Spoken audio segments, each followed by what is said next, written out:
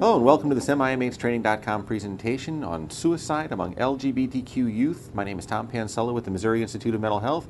Thanks for taking the time to take this training program. We're joined today by Dave Reynolds. And Dave is a Pittsburgh native. He's got his bachelor's degree from Occidental College in Los Angeles, and he's got his MPH from Columbia University in New York. So he's gone coast to coast with his college education there. He's also certified by the National Board of Public Health Examiners.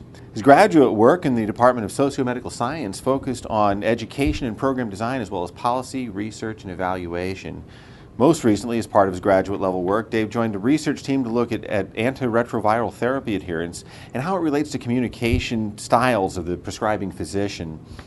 Before becoming the Advocacy and Education Manager for the Trevor Project, he served as the East Coast Call Center Manager. He's worked as the Program Director to grow and train the Trevor Lifeline's base of volunteers in suicide prevention and crisis intervention. Today he enjoys furthering knowledge of health issues impacting LGBTQ communities and loves his work with the Trevor Project's advocacy. It says here you love your work, so I guess you really do. I do. His advocacy, education, and research initiatives. Dave, thanks for being here today. Sure, thank you. So what got you into the field? How'd you end up in the field of working in suicide prevention? Well, there's two routes that brought me here. The first was my father is on the board for the American Foundation for Suicide Prevention and is a academic psychiatrist, so his interest has always sort of obviously been on my radar. And the second area is that, as you said in my introduction, I have a background mostly in HIV prevention work, and I found that many of the same environmental stressors and socio-political mechanisms that are fueling the HIV epidemics amongst lesbian, gay, bisexual, transgender, and questioning people are actually not that different from those that fuel the suicide epidemic in young pieces of our population. So I thought this was a great public health and social justice crisis that I really needed to latch onto and work with. So let's talk some numbers. How prevalent are the issues related to mental illness, depression, suicide among this population, and what makes this something that we need to be talking about? Sure. Well, research has confirmed, both private and public research, that there is an increased risk for suicide, mental health issues, substance abuse, and depression amongst LGBTQ youth. And one of the things I like to stress is that it's not because they identify this way or because of any biological component, but it's really a reaction to the far too often negative ways they're treated in their homes, their schools, and their various communities. We know that LGBTQ youth are 4 times more likely to attempt suicide than their heterosexual peers, and that at least 1/3 will attempt suicide at least once growing up. And unfortunately, recent research has shown that LGBTQ youth, perhaps as a coping mechanism for a lot of the environmental stressors, are 180 times more likely to engage in substance abuse problems. You kind of touched on this then. The risk of suicide seems to be higher among this population than in the general population. Is there a further reason to that? There's a clear link between school bullying and victimization. Unfortunately, today's classrooms and schools are a playground for bullies, and one of the most commonly cited reasons for bullying is perceived sexual orientation or gender expression issues, and unfortunately that bullying has led to many suicides, several of which I'll be speaking this afternoon, but it begins at 11. We see suicide completions amongst 11-year-olds because of the ways that they're treated. We also know that LGB youth who are from rejecting homes, who don't receive support when they come out, are actually 9 times more likely to attempt a suicide than those reporting accepting homes. And so we know that it's these various communities, these environments that are contributing to that risk. And again, it has nothing to do with identifying that way. What do you tell people? What's your message to people who may have a friend that they might be worried about? When young LGBTQ people want resources or are concerned, I want them to know that there is help. There are people who care about you and believe that you are fine just the way you are, that you should be proud of yourself, and we have lots of resources available for those people at thetrevorproject.org Or you can call our Trevor Lifeline, where counselors are available 24 hours a day, 7 days a week, to talk with young people who they may be concerned about themselves or friends. And that's 1-866-4U-TREVOR. The issues around suicidal ideation often confront people with the issue of having to deal with when to reach out for help or when to take a threat seriously. Where is that line for people? When should you take somebody's threat seriously? Sure. We use the best practices and the evidence base that's out there when we train our Lifeline counselors and other volunteers. And there's 3 basic things that you want to look at to assess the immediate threat of a suicide attempt. The first is a plan. Is there a well-developed plan? How well is the person who may be at risk able to articulate that plan?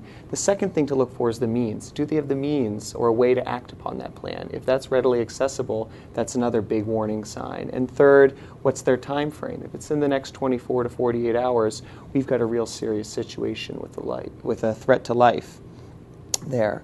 Also, we know that a history of suicide attempts is a big predictor of making a suicide attempt. So our Lifeline counselors also talk with young people about past attempts, what was going on in their lives then, and the number of attempts when we're assessing the risk of a young person calling the Lifeline.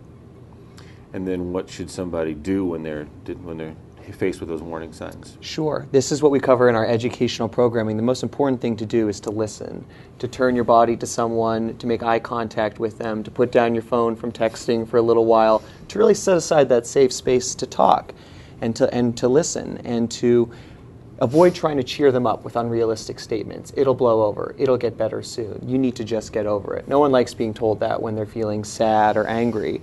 Reminding them that you care. And ultimately, with young people, the most important thing, LGBTQ or straight, is to connect them with the resources in their lives that are available, whether it's the Trevor Lifeline, a school counselor, a pastor, or a parent. You talked about environmental issues. You talked about the schools. Neighborhoods can also be an issue for some kids.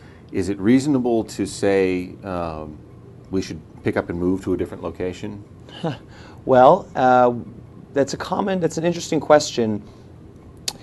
Some people are able to pick up and move to locations. Other people aren't, because it's very expensive to pick up and move. We do know that states that offer policies and protections for LGBTQ people have lower rates of mental illness in those states because the people feel more protected by their state government. So that's important. But there aren't that many states that offer those comprehensive level protections. Thinking about getting up and moving, over a quarter of LGBTQ youth will drop out of high school before completing it because of the bullying and harassment that they face there. And it's not always an option to just pick up and move, but sometimes families are forced to find a new school that their child feels safe in, whether it's a private school, a charter school, or another public school. Well, I think one of the other challenges in dealing with young people is the lack of being able to project into the long term, and I'm here today, I'm here forever, or I'd have no reason to live at all. How do you address that mentality, that mindset? Sure. One of the first things we want to train our Lifeline counselors and other volunteers who will be directly working with youth is remember that their concept of time is significantly different. When a senior during October of her senior year reaches out to us and says, I can't take it anymore. Everyone's mean at school. I have no support at home. I'm not getting any support from my religious community. If a Lifeline counselor were to say, well, just stick it out until graduation, that matter of months, though to us is a little bit older, it doesn't seem that long, but for a young person that can be a very, very long time. And to remember that senses of time are altered. They're different, that they also haven't been around that long. So to be cognizant of that, one of the things that we do want to be careful of is not to promote in any way that suicide is a natural part of the coming out process. We want to be careful to make sure that people know the resources exist, but that's certainly not a benchmark or a hurdle that LGBTQ need to cross in their identity development, which sometimes folks do think is. Tell us about the Trevor hotline. Sure. Well, the Trevor Lifeline has existed since 1998, and we fielded over 130,000 phone calls in that time. Last year, we fielded over 30,000 phone calls, which means that we haven't been fielding 30,000 phone calls since the beginning. We've seen an exponential growth in demand for the Lifeline across the United States. Every year, it has gone up. We now foresee taking well over 30,000 phone calls in 2010. And we're not necessarily ready to say that it's an increase in suicidality or an increase in risk in youth. We think it's that our outreach efforts and making sure that young people know our services are available to them, it's finally really coming to fruition and people are seeing that. I think the internet's been incredibly helpful in helping us reach this young population in a way that we wouldn't have been able to do in 1998.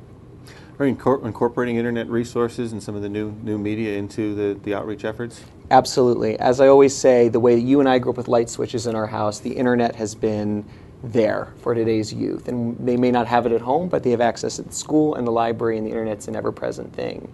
And it's changing the ways that young people communicate. And through that, we launched Dear Trevor, which is a non-time sensitive question and answer forum through our website, where young people can write in about non-suicide related crises like coming out, religion, substance use and abuse, deliberate self-harm behaviors, really any of those precipitating crises that could snowball into someone reaching out to the Lifeline, a very dark place in their life. We have trained professionals. We also put a lot of them anonymously on the internet so that young people can see they're not the only ones that are experiencing these issues, and also people can come look at Dear Trevor letters and really see what the experience of LGBTQ youth are. We've also recently just launched Trevor Chat, which is a secure online instant messaging service. Similar to a warm line, it's not for people who are at an acute risk for suicide, but again, to deal with some of those crises before they snowball out of control. And we know that the anonymity and the different communication style of that is really great, particularly for this population with so much stigma, shame, and guilt around sexual orientation and gender identity. It's just another great resource to reach them. We also, Go right ahead. We also operate Trevor Space, which is the only nationwide social networking site for LGBTQ youth and their straight allies and supporters up to the age of 24. Similar to Facebook or MySpace, young people go on, they create a profile with photos of themselves, with videos, and really express themselves in a safe place where they're free from cyberbullying, which has really become a huge issue today as young people using social networking sites to attack others. We also infuse a lot of positive public health programming in there and allow peer-to-peer support and connections and decrease that isolation that so many young people are feeling. You know, who might say, I'm the only gay person in Joplin, or I'm the only transgender person in St. Louis. We know that's not true, and this is helping connect them and offer that support and sense of community that they might otherwise be lacking. Now, you touched on stigma, and I think that stigma hits at a couple of different levels with this population, because in other conversations we've talked about stigma surrounding just discussion of suicide, but how do you deal with the dual stigma issues? Sure. So there's the stigma of reaching out for help. There's the stigma of suicide. So many people are just unable to talk about it. Unfortunately, many of those people have probably been impacted by losing a loved one or a friend to suicide. When you add the added level of sexual orientation and gender identity, especially with young people, it's a really hard topic to talk about. Many adults are not prepared to address that young people even have a sexual orientation or gender identity, and young people are coming out earlier and earlier these days. They used to be coming out in their mid-20s, and now you see young people coming out in high school, in middle school, yet society hasn't caught up, and so they're still facing a wall of stigma and shame, but they're facing it at a much younger age than they would have before, which unfortunately puts them at increased risk for suicide because they haven't developed those coping mechanisms yet to deal with the societal backlash towards what most scientists see as a biological component of your development. How do people find your resources? And you talk about outreach efforts and whatnot. How are you reaching out? How are you finding the population? How is the population finding you? Sure. We do a number. We try everything that we can to get out there. The first is through the internet. We find that most people, when we ask how they heard about the Trevor Lifeline, found us through the internet. So we know that that's a huge vehicle, a very powerful vehicle, and we actually employ a full-time digital and social marketing manager to make sure that our Twitter, our Facebook, our blogs, everything are among the top in the industry. We have, in fact, raised more money than any other LGBT nonprofit nationally through Facebook. In terms of reaching youth in the ground, we have our educational programming going into schools in areas across the country. And where we don't have facilitators, we send survival kits and educator resource guides so that teachers can facilitate their own discussions and make people aware of the resources available to them. We also run public service announcements on television, specifically on television shows that we know young people are watching, so perhaps not Antiques Roadshow, but something similar, something not similar. And we're thrilled to have Daniel Radcliffe, the star of the Harry Potter movies, who has become a national spokesperson for us, filmed several public service announcements for us, and has just done a great job to increase our bandwidth and visibility. You said in the introduction that you loved your work. What do you find rewarding about the work that you're doing? It can be really hard in the field of suicide prevention to keep a positive attitude, to be optimistic, especially when you're working with youth suicide in a wholly preventable epidemic and social justice issue. The ways that all of our programs have come together to interact, to save lives and create a safety net is so crucial. And when people ask, how do you stay so positive about your job, I think about the volunteers that really do the day-to-day work of the Trevor Project. We currently have 14 full-time staff members between our two offices, and the over 30,000 Lifeline calls a year, the hundreds of in-school workshops, the assurance that Trevor Space is a safe place for young people. All of that work is done by volunteers who are the lifeblood of our organization, and we have over 1,000 volunteers nationwide who do that work. And what will be some of the more significant challenges that you face? Some of the challenges that we face, it's really hard to hear the horror stories of how families, other students at schools, teachers, staff, various communities, including religious communities, continue to treat LGBTQ youth. Everyone's entitled to their own beliefs and their own judgments. However, I think we can all agree that it crosses a line when a young person gets to a point where they want to end themselves because they just can't handle what they're hearing every day from the only people in their lives. And that can be really hard to deal with. It can be a tough issue. How do you work with families? Sure. Well, there's a wonderful organization out there called Parents, Family, and Friends of Lesbians and Gays, or PFLAG. I guess the long-time title would be Lesbians, Gay, Bisexual, and Transgender People. PFLAG operates chapters across the country, and they are to help parents who are struggling with having LGBTQ young people in their lives, having their children come out to them. PFLAG is a wonderful resource for everyone in the community. They're the most prolific. They're everywhere. They have chapters, several here right in Missouri, as well as Wyoming and everywhere in between. We also work with the Family Acceptance Project, the esteemed researcher Dr. Caitlin Ryan, to inform our parental trainings, because we do work with parents, particularly foster parents, who may have an LGBTQ young person come into their lives as part of the foster program, and making sure that that transition for the young person is no more jarring than it already has to be.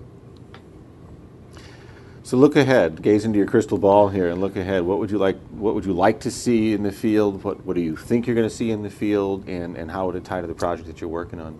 We say informally around the office that we wish for someday that the Trevor Project never has to exist, that this heightened risk, that the environments that create the heightened risk for suicide didn't exist. But until they no longer exist, we'll be there. What's the future looking for the organization? Well, we started with the Lifeline, which really assists young people in a very dark place in their lives when they have no one else to turn to and no one else to talk to.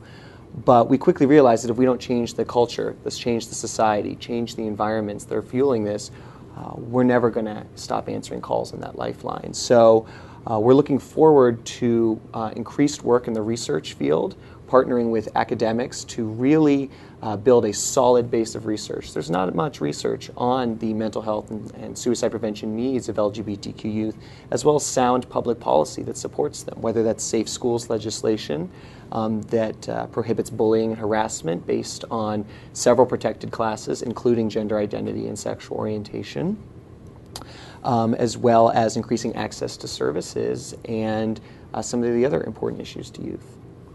Plug your website and phone number again for us here. Sure. The Trevor Project is the leading national organization focused on crisis and suicide prevention efforts amongst lesbian, gay, bisexual, transgender, and questioning youth. Our website is www.thetrevorproject.org, and the Lifeline, which is available 24/7 for anyone who may be needing help or worried about anyone else. We are available at 1-866-4, the letter U, Trevor. All right. Well, thank you for your time and your Sure. expertise today. Folks, thank you for taking this training program. As always, we encourage you to avail yourselves of the resources that are available to you through the Trevor Project, through the National Lifeline, any of these projects that are out there. There's a lot of resources available, so take advantage of them. So thank you for your time today. And Dave, thank you for your time and your expertise. Thank you.